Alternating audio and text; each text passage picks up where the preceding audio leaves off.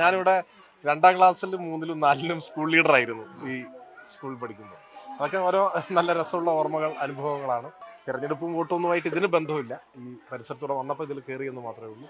ഒരു നല്ല അനുഭവം, നല്ല ഓർമ്മ. അതിന് ഇങ്ങനെ ഒരു സാഹചര്യം രൂപപ്പെട്ടതിനോടും തെരഞ്ഞെടുപ്പിനോടും ഞാൻ കടപ്പെട്ടിരിക്കുന്നു, അത്രയേ ഉള്ളൂ. നിലമ്പൂർ നിയമസഭാ മണ്ഡലത്തിലെ LDF സ്ഥാനാർത്ഥിയായ എം സ്വരാജ് ഇലക്ഷൻ പ്രചാരണത്തിൻ്റെ ഭാഗമായിട്ട് പര്യടനം നടത്തുന്നതിനിടയിൽ തൻ്റെ പഴയ സ്കൂൾ, താൻ പണ്ട് സ്കൂൾ ലീഡറായിരുന്ന സ്കൂളിന് സമീപത്തൂടെ പോയി. ആ സമയത്ത് എം സ്വരാജ് ആ സ്കൂളും സന്ദർശിക്കാൻ അകത്തോട്ട് കയറി.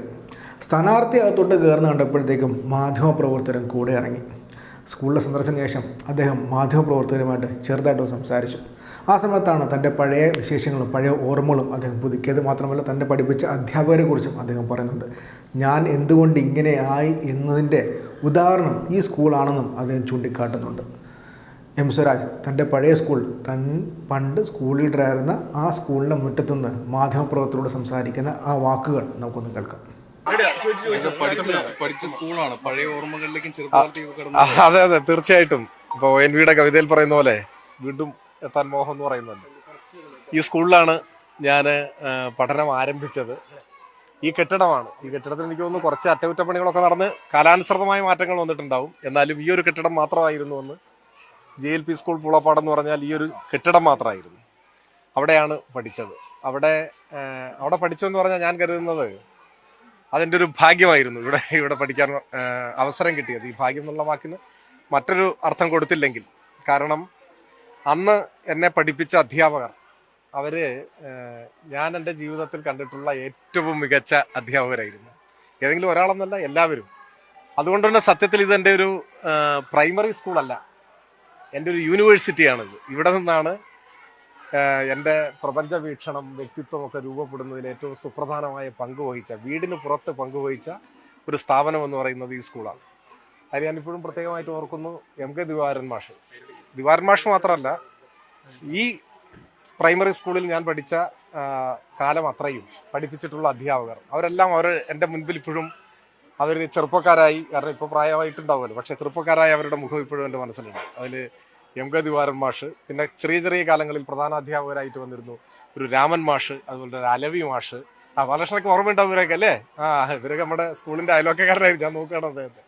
അലവി മാഷ്, അതുപോലെ തന്നെ കുമരേശൻ മാഷ് 4 കൊല്ലം ഇവിടെ ഉണ്ടായിരുന്നു. ആന്റണി മാഷ്, അതുപോലെ നമ്മുടെ സുരേഷ് ബാബു മാഷ്, ജോസഫ് മാഷ്, ഒരു അരവിന്ദൻ മാഷ്, അതുപോലെ റസീന ടീച്ചർ, വത്സലാഭായി ടീച്ചർ ഇവിടെ അല്ലേ, അടുത്തല്ലേ?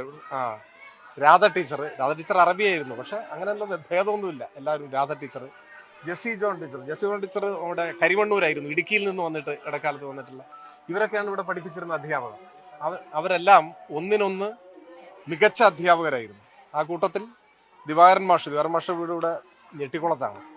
ദിവാകരൻ മാഷ് ഈ സ്കൂളിൻ്റെ ഒരു പ്രതീകമായിരുന്നു. ദിവാകരൻ മാഷാണ് സത്യത്തിൽ ഇവിടെ ഒരു തലമുറയെ, ഈ ഗ്രാമത്തിലെ ഒരു തലമുറയെ വാർത്തെടുക്കുന്നതിൽ മുഖ്യ പങ്ക് വഹിച്ചൊരു ശില്പി. ഒരു അധ്യാപകൻ എങ്ങനെയായിരിക്കണമെന്ന് ചോദിച്ചാൽ അന്നത്തെ ഇവിടുത്തെ അധ്യാപകരെ മാതൃകകളായിട്ട് ചൂണ്ടിക്കാണിക്കാൻ എനിക്ക് 2 വട്ടം ആലോചിക്കേണ്ട യാതൊരു കാര്യവുമില്ല.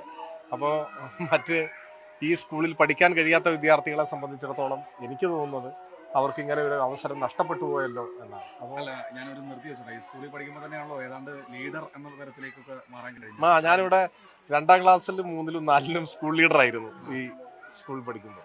അതൊക്കെ ഓരോ നല്ല രസമുള്ള ഓർമ്മകൾ, അനുഭവങ്ങളാണ്. ഏതായാലും ഈ സ്കൂള് എൻ്റെ ജീവിതത്തിൽ, സ്കൂൾ എന്ന് പറയുമ്പോൾ പെട്ടെന്ന്, ഞാൻ പല സ്കൂളിൽ പഠിച്ചിട്ടുള്ള ഒരാളാണ്. ഇത് കഴിഞ്ഞിട്ട് UP സ്കൂളിൽ ഞെട്ടിക്കുളത്ത് പഠിച്ചു. വണ്ടൂർ നിയോജക മണ്ഡലത്തിൽ അടക്കാക്കുണ്ട് ഒരു ക്രസന്റ് ഹൈസ്കൂളുണ്ട്, അവിടെ പഠിച്ചു. ഇവിടെ തന്നെ Palayamad Shri Vivekananda higher secondary school, അവിടെ പഠിച്ചു. ഞാൻ പലയിടത്തും പഠിച്ചിട്ടുണ്ട്.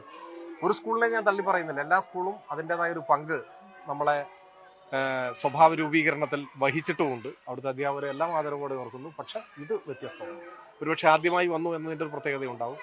ഈ സ്കൂൾ ഒരു സ്കൂളായിരുന്നു എന്ന് നമുക്ക് നിസ്സംശയം പറയാൻ കഴിയും. ഞാൻ ആ അധ്യാപകരെ എല്ലാം ഏറെ ആദരവോടെ, നന്ദിയോടെ, കടപ്പാടോടെ ഓർമ്മിക്കുന്നു. ആ ഓർമ്മകൾ വീണ്ടും മനസ്സിലേക്ക് വന്ന ഒരു ആഹ്ലാദകരമായ അനുഭവമാണ്. ഇന്നിവിടെ പഠിക്കുന്ന കുട്ടികളെ കാണുമ്പോൾ ഞാൻ എന്നെ തന്നെയാണ് അവരിലൂടെ കാണുന്നത്. ഏതായാലും ഈ തെരഞ്ഞെടുപ്പിൻ്റെ മറ്റ് തിരക്കുകൾക്കെല്ലാം ഇടയിൽ, തിരഞ്ഞെടുപ്പും വോട്ടൊന്നുമായിട്ട് ഇതിന് ബന്ധമില്ല, ഈ പരിസരത്തൂടെ വന്നപ്പോൾ ഇതിൽ കയറിയെന്ന് മാത്രമേ ഉള്ളൂ. ഒരു നല്ല അനുഭവം, നല്ല ഓർമ്മ. അതിന് ഇങ്ങനെ ഒരു സാഹചര്യം രൂപപ്പെട്ടതിനോടും തെരഞ്ഞെടുപ്പിനോടും ഞാൻ കടപ്പെട്ടിരിക്കുന്നു, അത്രയേ ഉള്ളൂ. ഓക്കെ.